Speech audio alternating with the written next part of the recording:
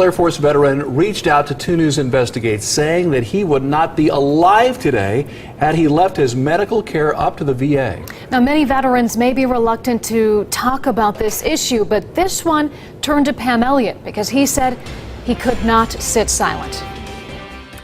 Well, Katie and Mark, Marvin Bentley served in the United States Air Force in the 80s, but not until 20 years later did he reach out to the Dayton VA Medical Center for care.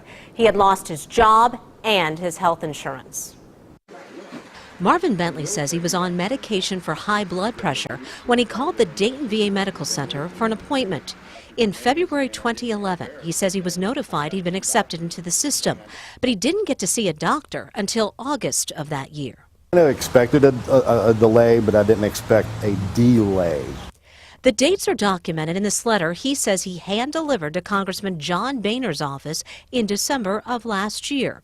Earlier this week, we reported the results of an audit that showed, on average, new enrollees wait about 42 days to see a primary care physician at Dayton's VA Medical Center. That's less than the national average. The diagnostic results showed that I had gallstones in my stones in my gallbladder.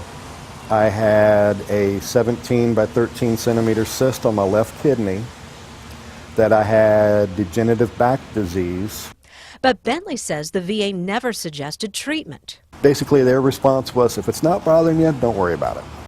But Bentley's condition worsened. He says he ended up in the emergency center of a Sydney hospital. It was February 2013, and he didn't have to rely on the VA. He says he had obtained other health coverage through a new employer.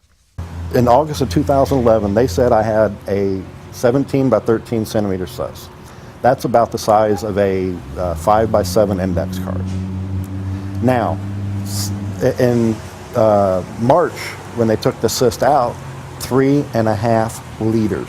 3 surgeries since first reaching out to the VA, all performed outside the VA. Will you go back to the VA? Only if it's a last resort.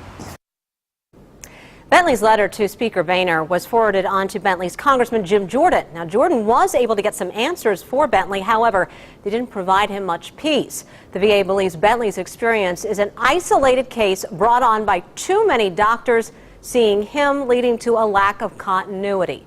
Pam Elliott, 2 News investigates.